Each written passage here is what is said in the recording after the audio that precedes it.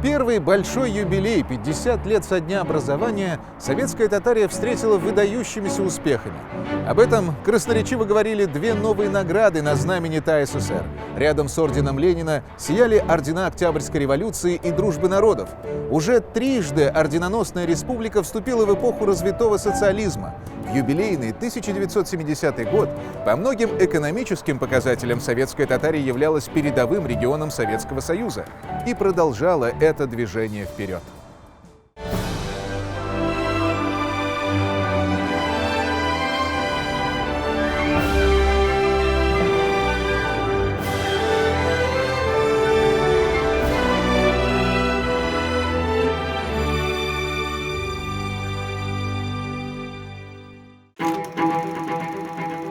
Девятая пятилетка, а это 1971-1975 годы, стала самой успешной в экономике СССР. Руководство Советского Союза во главе с Леонидом Ильичем Брежневым выстроило, казалось бы, нерушимую финансовую систему на использование природных ресурсов огромной страны. Рост экономики в начале 70-х годов обеспечивался за счет многократного увеличения поставок за границу советских нефти и газа и высоких мировых цен. Нефтедоллары и были тем основным ресурсом, который помогал оживлять экономику, строить новые промышленные объекты, возводить миллионы квадратных метров бесплатного для граждан жилья, развивать социальную сферу и улучшать жизнь людей. И огромная часть этих нефтяных экспортных ресурсов добывалась на территории советской Татарии.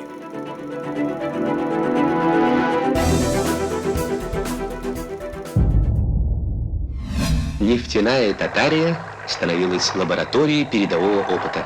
Впервые в стране бригада вышкомонтажников Александра Тимченко перевезла буровую за 7 часов. Раньше на это уходили недели.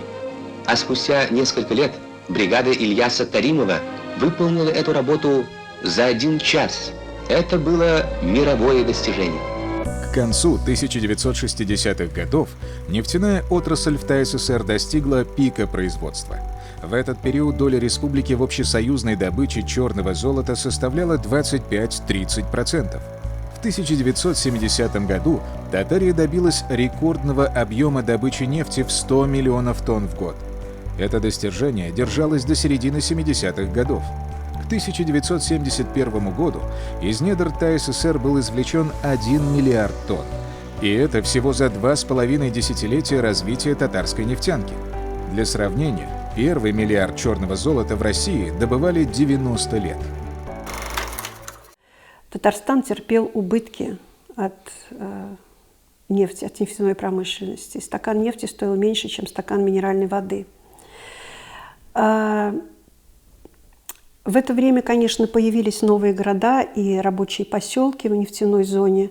Табеев выступал, доводы приводил так, чтобы нефтяная промышленность развивалась не однобоко, не только добывать, а вот территория должна была развиваться. Территория. То есть это должно было быть не на сиюминутные решения вопросов, а надолго и серьезно вот эта территория, развитие территории. Трансевропейский нефтепровод «Дружба». Его начало у города Альметьевска. Советскую нефть ждали польские, немецкие, венгерские и чехословацкие друзья.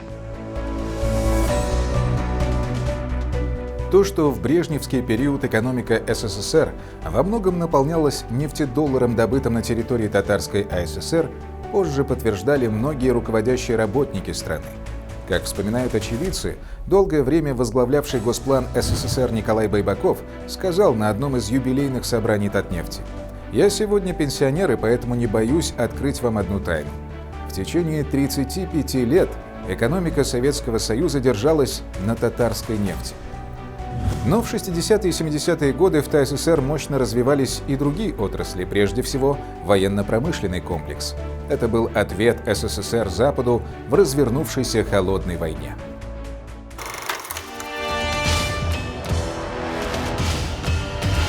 Так называемая «холодная война» между СССР и США и их сторонниками началась сразу после окончания Второй мировой. Термин впервые был употреблен писателем Джорджем Оруэллом в 1945 году в статье «Ты и атомная бомба». Борьба двух государственных систем, капиталистической и социалистической, шла по всем фронтам.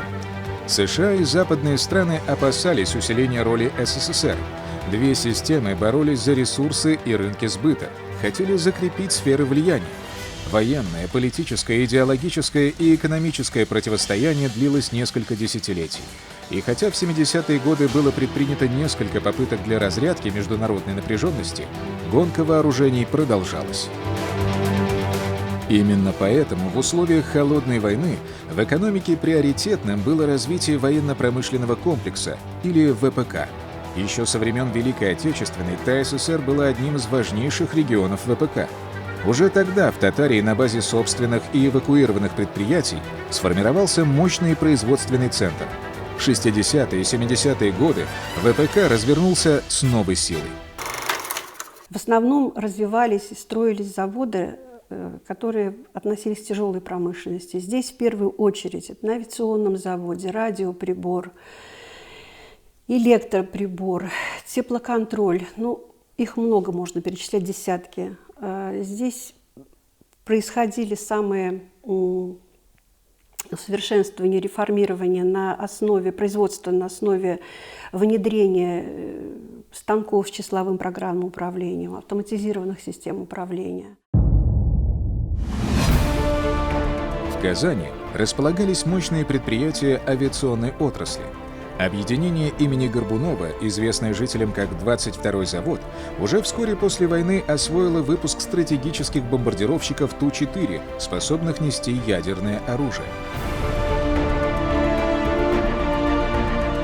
В 1953 году здесь первыми в стране начали выпуск скоростных реактивных бомбардировщиков Ту-16, главные машины советской стратегической авиации.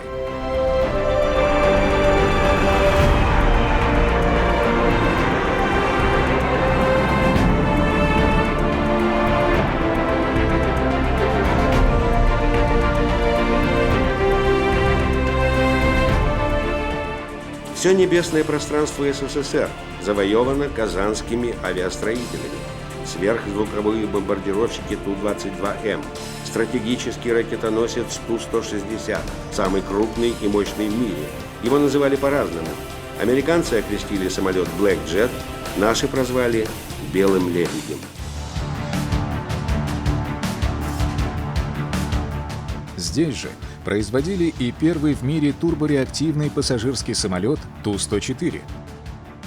В конце 1960-х годов КАПО имени Горбунова первым в стране стало производить комфортабельный лайнер Ил-62, который более 30 лет считался флагманом гражданской авиации.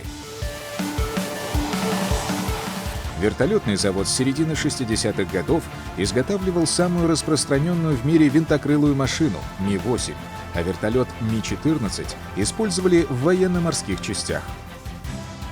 В советской Татарии быстро развивались и многие другие предприятия военно-промышленного комплекса.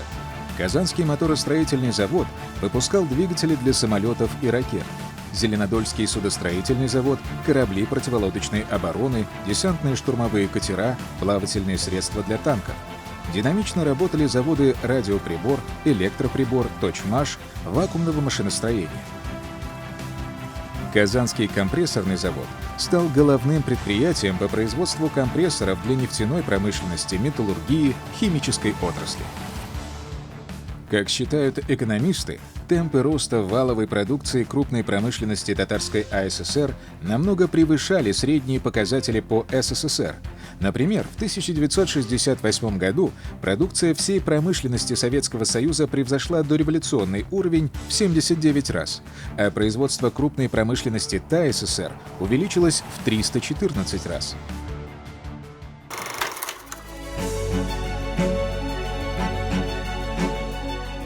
Промышленный потенциал ТАССР был использован в самой передовой отрасли СССР, и до сих пор по всей Казани разбросаны космические следы. Это улицы космонавтов, Ракетная, Звездная, Лунная.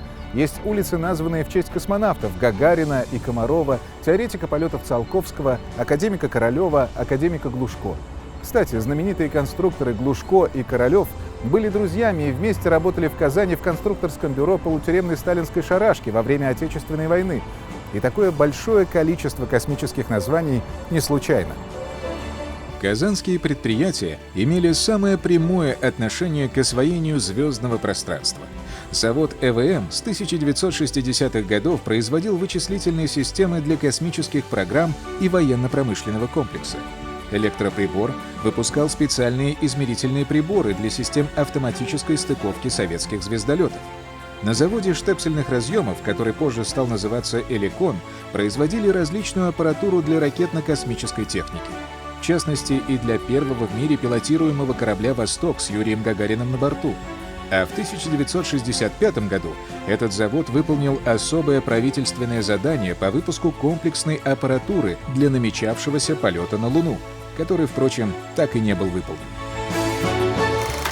Штепсельных разъемов завод, завод «Тасма», завод «Электроприбор», радиоприбор. Они прям вот специальные детали, они получали задания в связи с развитием развития космоса. Они получали конкретные задания, выполняли их. То есть мы даже впереди планеты всей шли, что называется. В ТССР, как и во всей стране, деятельность заводов, связанных с оборонной и космической промышленностью, была окутана завесой секретности.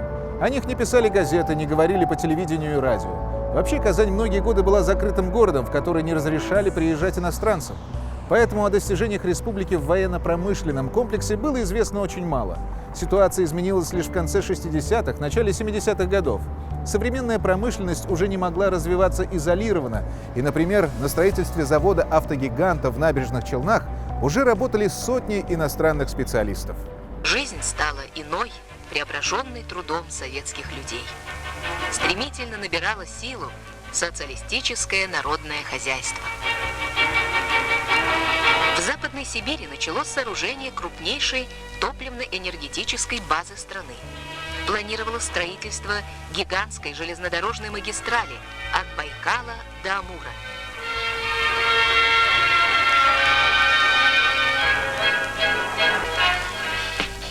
Страна ощущала острый дефицит в грузовом автомобильном транспорте.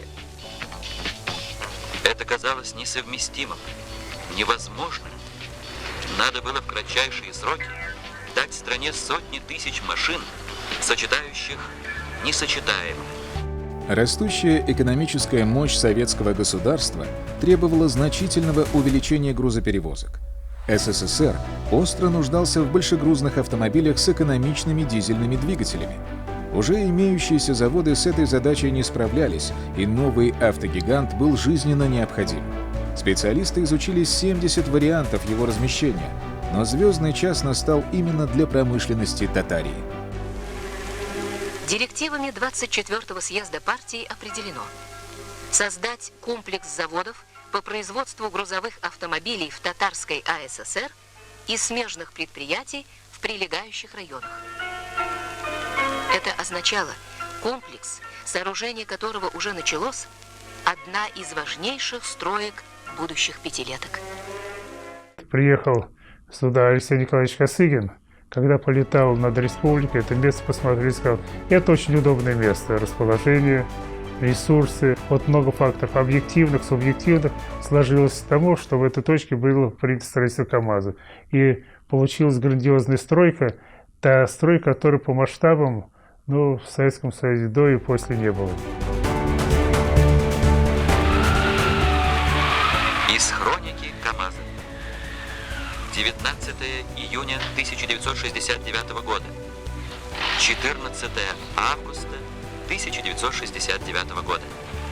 Одно за другим принимаются постановления ЦК КПСС и Совета министров СССР о строительстве комплекса заводов в районе города Набережные Челны. Объем производства определили в 150 тысяч автомобилей и 250 тысяч дизельных двигателей в год. 13 декабря 1969 года экскаваторщик Михаил Носков приступил к работе на площадке первого объекта КАМАЗа. Эта дата является официальным началом строительства завода.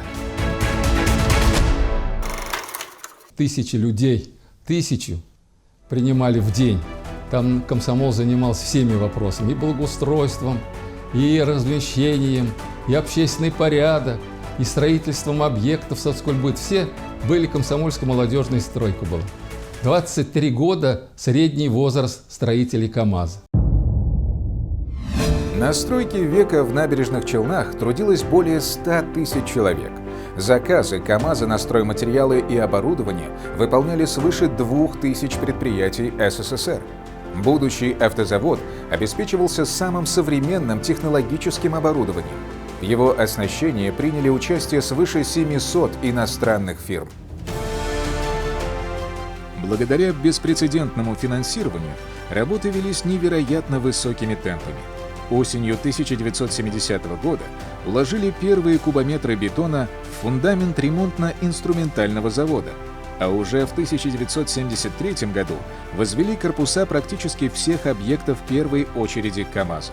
Еще росли корпуса заводов КАМАЗа, а на его первенце, ремонтно-инструментальном заводе, уже собирали экспериментальные автомобили.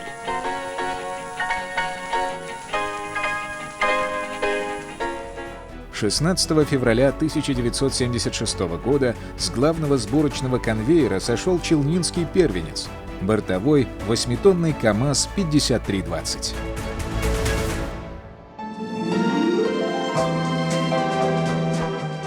На фоне такой масштабной урбанизации население ТССР быстро увеличивалось. Людей нужно было кормить, обеспечивать жильем, социальной инфраструктурой, одеждой, предметами быта. Но сельское хозяйство и легкая промышленность не успевали за темпами роста.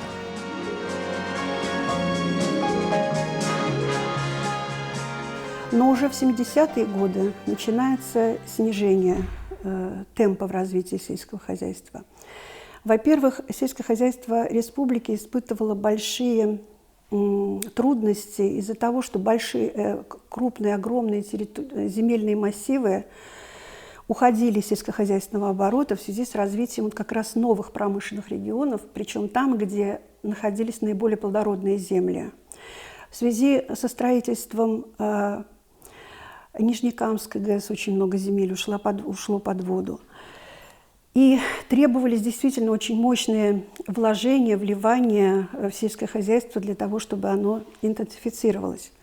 К тому же нужно учесть, что из сельского хозяйства уходили самые деятельные, самые креативная часть населения в связи с тем, что промышленность развивалась бурно, и она предоставляла очень много рабочих мест в городе.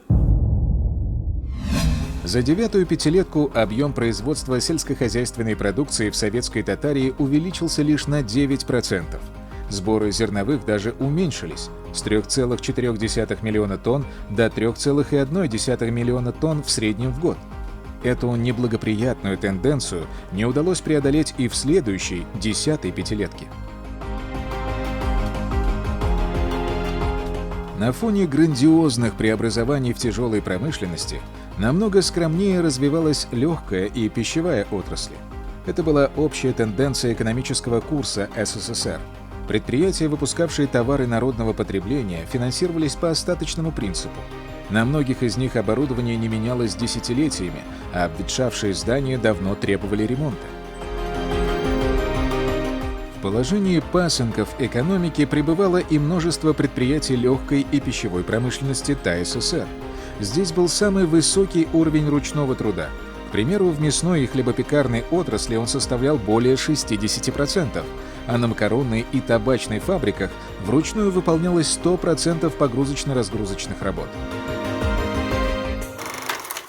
Тем не менее, справедливости ради надо отметить, что в это время стал развиваться какой-то такой вот толчок получила мебельная промышленность, стали пользоваться большим спросом казанские шифоньеры. Появилась в это время сахарная промышленность благодаря строительству Нурлатского завода, Заинского завода, сахарных заводов. Все-таки медленно, но развивались макаронная фабрика, ликероводочная, кстати, фабрика, пивзавод. Производственные новые корпуса появились у фабрики игрушек, парфюмерного завода. Отчасти спасали ситуацию гиганты тяжелой промышленности. На многих из них начали выпускать непрофильную продукцию, товары народного потребления. Это знаменитые лодки «Казанка-М», бинокли, бытовая радиоаппаратура, ручные кинокамеры, игрушки, шкафы и десятки других вещей. Особым спросом пользовались бытовые холодильники «Свияга», которые изготавливал завод имени Серго. А что касается предприятий, которые работали на ширпотреб, это легкая промышленность, пищевая промышленность, она развивалась гораздо скромными темпами и, опять-таки, не могла удовлетворить потребности населения. Возьмем меховую фабрику. Занимала одно из ведущих мест в экономике страны. Тем не менее, меховых изделий катастрофически не хватало. Люди из-под полы покупали меховые изделия. Магазины, полки магазинов были пусты, либо были полны некачественным товаром. Люди предпочитали покупать товары у спекулянтов и форцовщиков. В 1972 году в Казани было уже почти 900 тысяч жителей. Несмотря на отставание легкой промышленности, горожане стали лучше одеваться. В магазинах время от времени появлялись товары стран социалистического содружества. Ценились чешская и югославская обувь, одежда производства ГДР, Польши, Румынии. Цены были довольно кусачими. Например, мужской ГДРовский костюм стоил 120 рублей, польская куртка – 50, югославская зимняя обувь – 40-60 рублей. При этом средняя месячная зарплата была 120 рублей. Студенческая стипендия составляла 40 рублей. Заработок рабочего на оборонных предприятиях – 120-170. Пенсии – от 40 до 70. Цены на хлеб, молоко, сметану не менялись с 1962 года. Вареная колбаса стоила 2-2,5 рубля за килограмм. С мясом бывали перебои. Но на рынке за 5-6 рублей всегда можно было купить свинину, говядину, баранину, кур и гусей. Во многих семьях появились телевизоры, пылесосы, холодильники, швейные машины, велосипеды. Но все-таки жители советской Татарии были обеспечены не так хорошо, как москвичи или ленинградцы. ТССР, давшая стране миллионы тонн черного золота, отнюдь не купалась в изобилии. А за дефицитным товаром казанцы, как и другие жители республики, начали ездить в Москву и Ленинград, тем более что цены на билеты были доступными. Проезд из Казани до Москвы поездом стоил 11-16 рублей, самолетом – около 20. Бурное развитие промышленности вызвало еще одну серьезную проблему – экологическую. Многочисленные нефтяные производства, химические и нефтехимические предприятия, асфальтобетонные заводы и многие другие загрязняли воздух и водоемы. Часто зимой снег в городах покрывался слоем копоти, а озеро Кабан в самом центре Казани уже в середине лета превращалось в дурно пахнущее болото. Ведь в озеро сбрасывались все промышленные отходы соседних предприятий.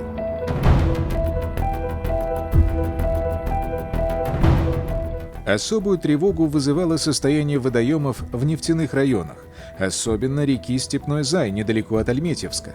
В Каме содержание нефти иногда превышало предельно допустимые нормы в 20 раз. Реки были настолько загрязнены, что часто водоплавающие птицы не могли взлететь, так как их крылья слипались от мазута. И, конечно, там никто не купался.